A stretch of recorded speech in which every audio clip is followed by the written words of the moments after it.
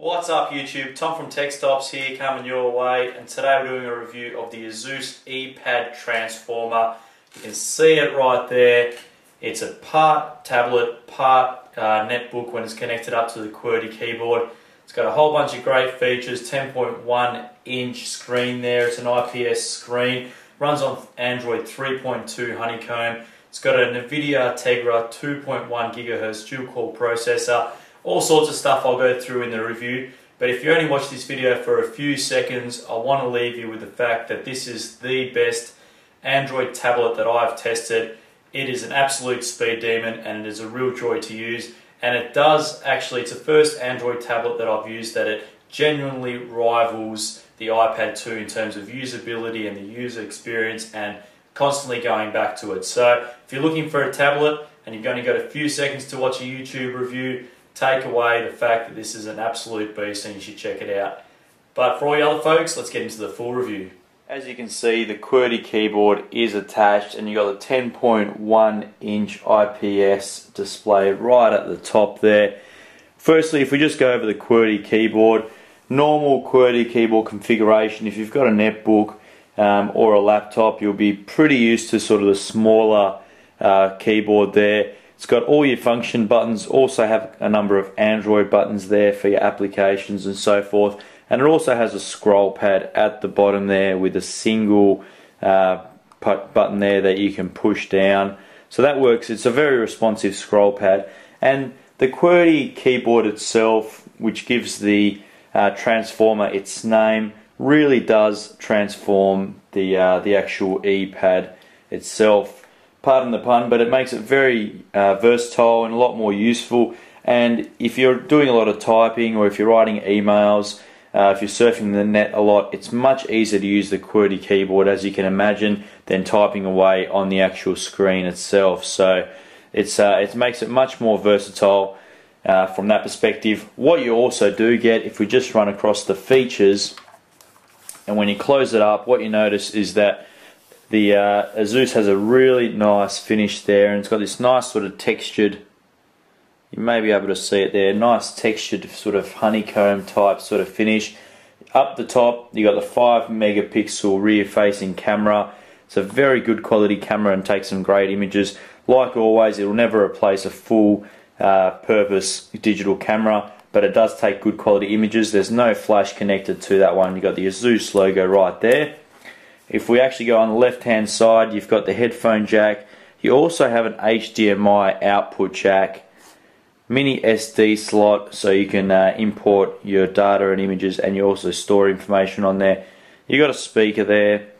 You've got an actual SD card slot right there, and a USB port just under this little flap there. Just open that up and you've got a USB port, which is fantastic because you can transfer data, but you can also expand your actual data. This comes in a 16 and 32 gigabyte version. On the other side, you've got the power port right there, little light indicating charging or your power levels, another speaker, another USB port, so it's got 2 USB ports, and then on the actual tablet itself, which is the top part of this, you've got the volume buttons and the power button in good size. So you've got a volume rocker and a power button. So what the actual QWERTY keyboard gives you is all those extra functionality in terms of the USB ports and the HDMI ports and so forth. But there's also a battery in this actual QWERTY keyboard which bumps up the useful life of the whole combination to 16.1 hours. That's what Asus claims you can get. I got around 14 or 13 and a half hours. I was using it quite extensively and watching a lot of videos, and I had the brightness right up, so I did get a little less. In respect to, if we move away from the keyboard now, just go across, that's as easy as it is to remove the QWERTY keyboard. So as you can see there, that is the part of the QWERTY keyboard. You've got all your connectors and so forth there. And very light, stores away. If you don't actually need it, you just get a case for your tablet and you can just carry that around everywhere with you, and you can have this as an optional extra. But all it basically is you've got all your connectors down the bottom there. You've got your connectors at the top, and it just simply slots in and you're good to go. And that's all it is to it. That is the tablet itself. Really good sort of ergonomics and really nice to hold. It does have the bezel up here on the top and the bottom and on the sides. That's not actually touch sensitive, so you can easily and comfortably hold the actual E-Pad, and it won't sort of activate any controls there or so forth. So it is very nice to hold. Has a good weight to it. Right at the top there, you've got the 1.3 megapixel front facing, or sorry, 1.2 megapixel front facing camera, so you can use your Skype and other applications there. If we just move on to the screen, like I did say, 10.1 IPS screen. It is an absolute dream to use. It's got 178 degrees of viewing angles, so you can view it from all sorts of angles. I've got all sorts of lights going on here, so you can see the reflection, and that is a little bit of an issue with all sorts of tablets, the reflection itself, but this is a much exaggerated sort of scenario or situation because I've got multiple lights everywhere.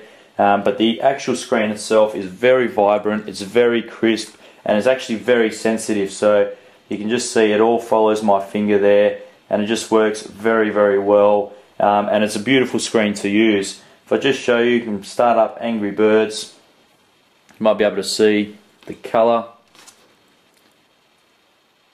Now it's not the best representation on video because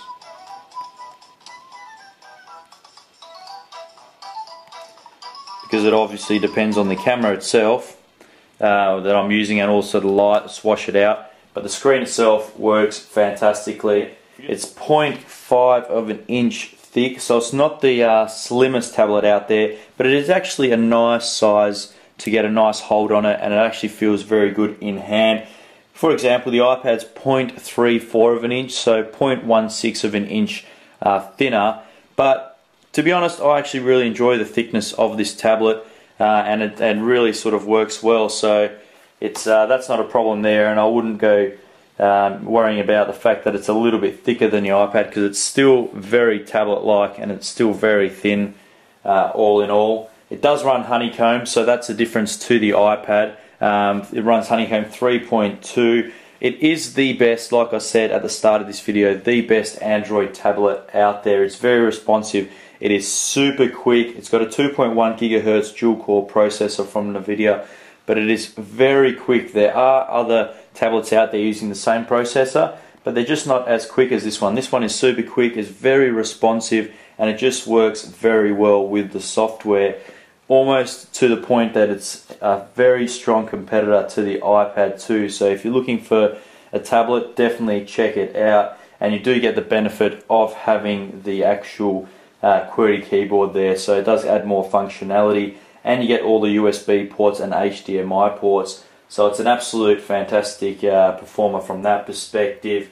And it's your other benefit you do get with Android tablets is that it also plays Flash websites when you're surfing the net. So it is very good, and it really does cover everything you need in a tablet. The only other thing is Android, obviously the Android market doesn't have as many apps as you would find on Apple's market, so that's something to keep in mind. Here you can see a YouTube app. I'll just turn some of these lights off. So you can see, you can easily search YouTube. There's another one of my videos there. You've got other videos there. And it just works very, very well. So make it full screen. And it's very responsive. This one's retailing for roughly $500 in Australia for the 16GB version. You can also get the 32GB version for around $700 if you need the extra storage. So all in all, this is an absolute fantastic tablet. It is really enhanced by the fact that you get this transformer with it, which gives it a lot more functionality and can turn it into a sort of notebook with the sort of flick of a switch, really. But the screen itself is very responsive and it's very vibrant. It probably doesn't come across in this video with all these lights, it washes it out, but it's a very vibrant screen and it's a nice size at 10.1 inch. But the real guts to this actual tablet is the actual processing speed. it is an absolute beast. It processes information really quickly. There's no lag. It's very responsive to touch.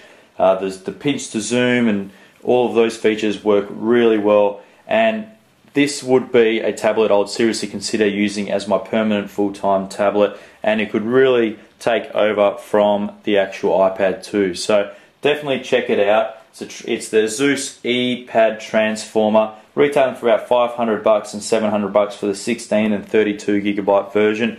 You can also pick it up in the States for a little less, but it's definitely worth a look. The actual build quality is fantastic as well, so definitely check them out. This is Tom from Tech Stops here. Don't forget to let me know what you think by following me on Tech Stops on Twitter. Catch you guys next time.